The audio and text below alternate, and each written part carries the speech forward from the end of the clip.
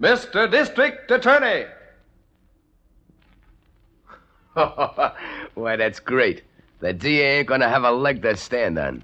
You're a smart lawyer, Lester. Orlando, I asked you to come over here to my house today to clear up some of the details of the case I'm preparing for the Ohio Kid's defense.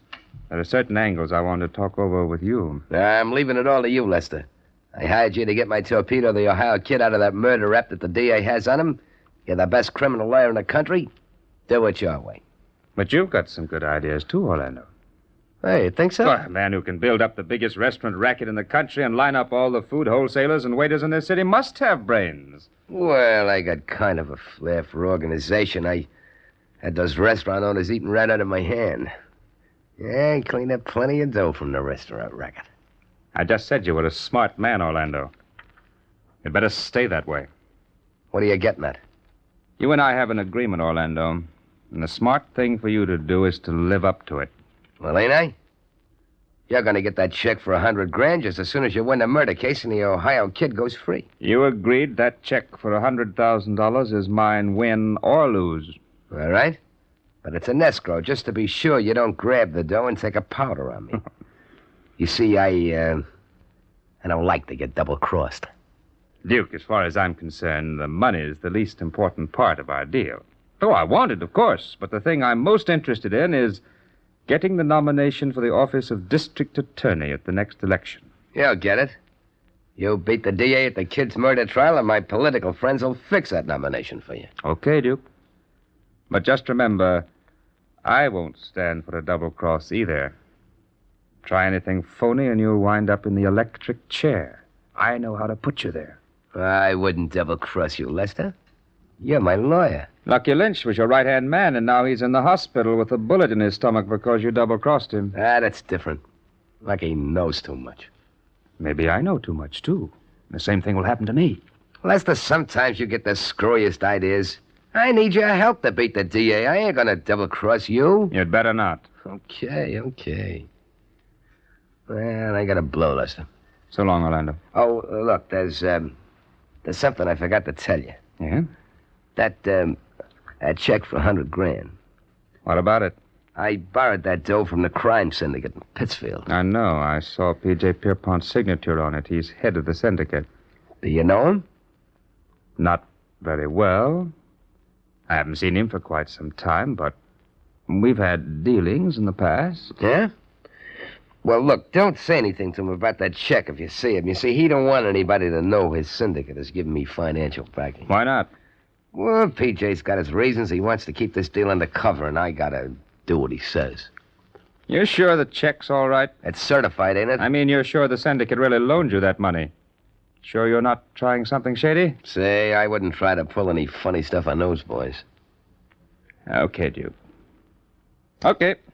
You have my word. I won't say anything about it. Thanks. I wouldn't want anything to get back to PJ. That would be bad.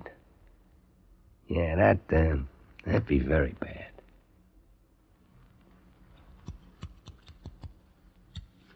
Not too much off the top, Emil. My hair's thin enough up there as it is. Well, Mr. Lester, I'm glad you could come up here to see me. Well, I'm glad to see you, Mr. Pierpont. Sure is convenient to have your barber cut your hair right in your own home. Well, I have to do this. The banker can't call his time his own. And that's why I said I'd see you here, Mr. Lester. Mm-hmm.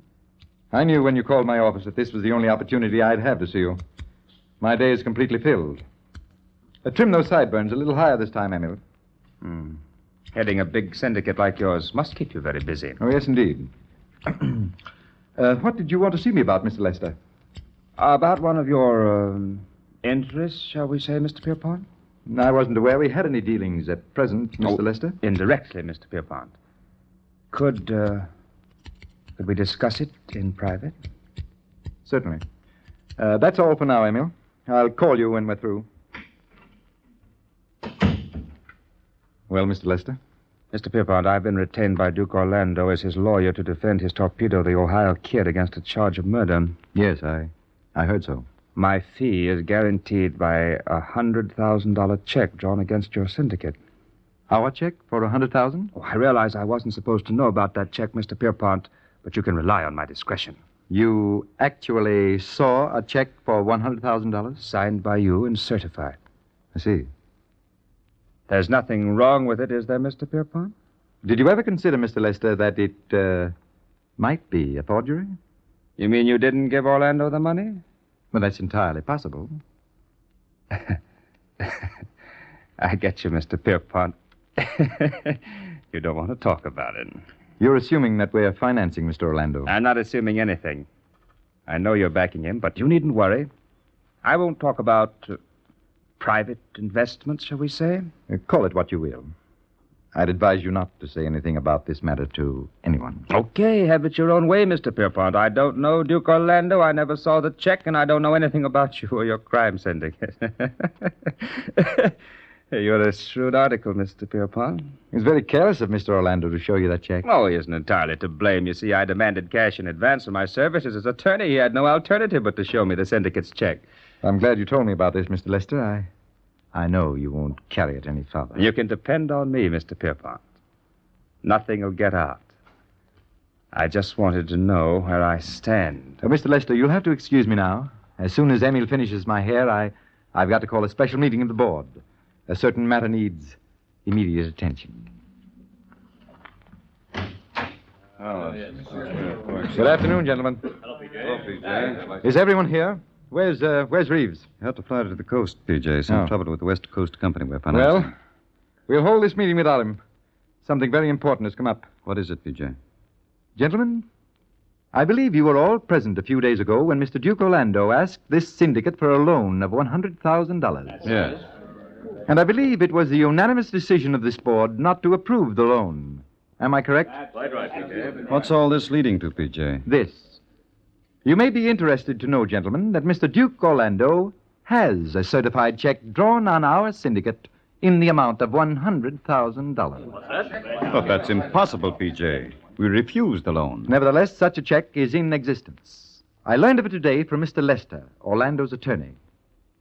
Gentlemen, Duke Orlando has deliberately forged a $100,000 check on our corporation. We've got to get that check stopped. That's right. But, gentlemen, there's a principle involved here that I must bring to your attention.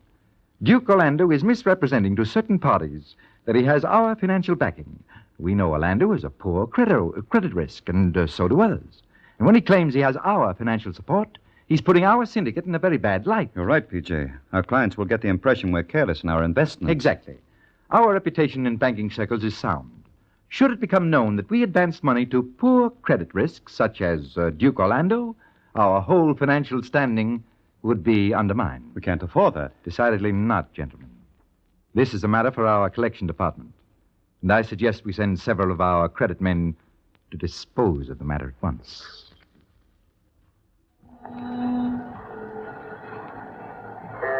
Hey, buddy. Can you spare a dime? Go on, bum. Get out of my way. Give me a dime for a cup of coffee, will you, Duke? Hey, who are you? How'd you know my name? Take a good look, Duke. Don't you recognize me? Harry the bum. Yeah. I got something for you, Duke. Go on, you tramp. I don't need any of your tips. Peddle them someplace else. Things is kind of slow, Duke. I don't get much information to pass around to the boys these days, but I got something that'll do you some good. Something that'll save you a lot of trouble. Yeah? Let's have it. Get in the doorway, will you? I can't talk to you on the street. All right, come on. Duke, I got a hot tip for you. Yeah, what? Money talks first, Duke. This tip's worth $100. Ah, you're nuts. All right. It ain't my funeral. I don't know your tip's worth a dime to me. Oh, I got a reputation, Duke. My tips is on the level. And when I say something's worth $100, it's worth $100. Give you 50. Guess you don't hear good. I said 100, Duke. Okay, 50 now and 50 after you tell me. So long. I don't do business with chisels. Wait. I'll buy Harry. Yeah. Here's a C-note. Thanks, Duke. Well, what do you know? I hear some of the boys from this crime syndicate are in town looking for you. How'd you know that? I heard a couple of fellas talking about a check you forged on the syndicate. Two of their credit men are out to take care of you. How'd they find out? I don't know who they sent, but they got Trigger Smith and Smiley Jackson on the payroll. All them credit men are killers, Duke. When they go after a guy, they don't miss. I thought you'd like to know.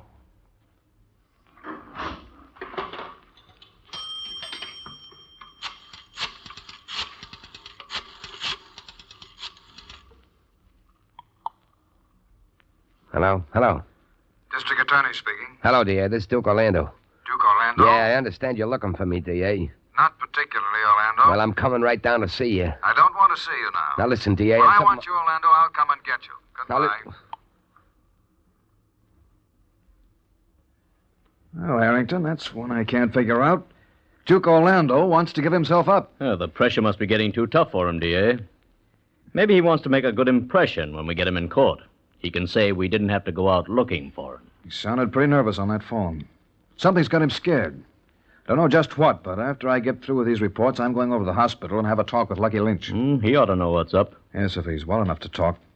He's not been coming along so well the last day or so. Now, you get out of here, Harrington. I've got about 2 hours' work on these reports before I can get over to the hospital. Calling Dr. Jones. Calling Dr. Jones. Dr. Wilson wanted in surgery. Calling Dr. Jones.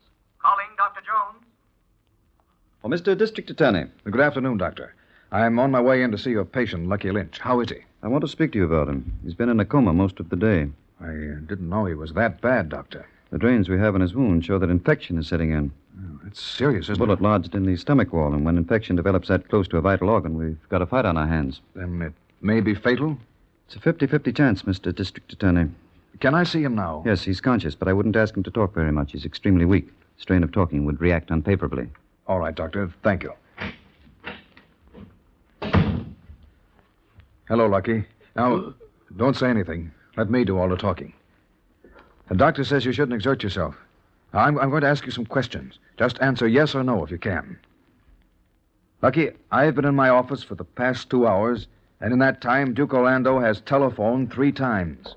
He says he wants to give himself up. Each time he called, he sounded more nervous and jittery than the time before. Can you think of anything that would make him so panicky he'd run to me for help? Has he any underworld enemies who might be out to get him? Can you answer that, Lucky? Has he any enemies? Lucky. Lucky. Oh, nurse, come here right away. This patient is unconscious. He may be...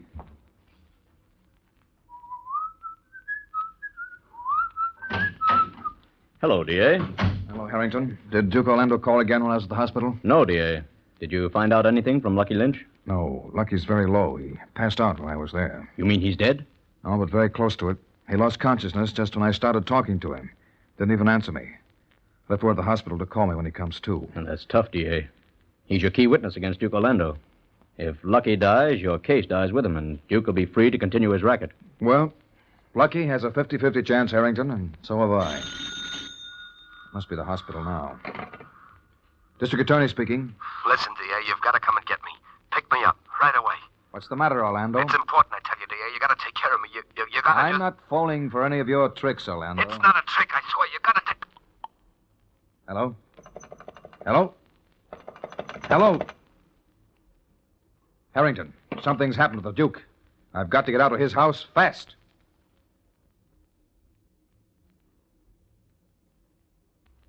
Mr. District Attorney, dramatized by Phillips H. Lord, will be with you again tomorrow.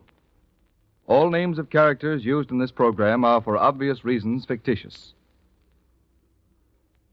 Mr. District Attorney, subsequent to Friday of this week, will come to you once a week in half-hour form, commencing June 27th, 10 to 10:30 p.m. Eastern Daylight Saving Time. It will not be heard during the intervening week. This present period will be occupied beginning Monday of next week by Fred Waring in Pleasure Time. This is the National Broadcasting Company, RCA Building, Radio City, New York.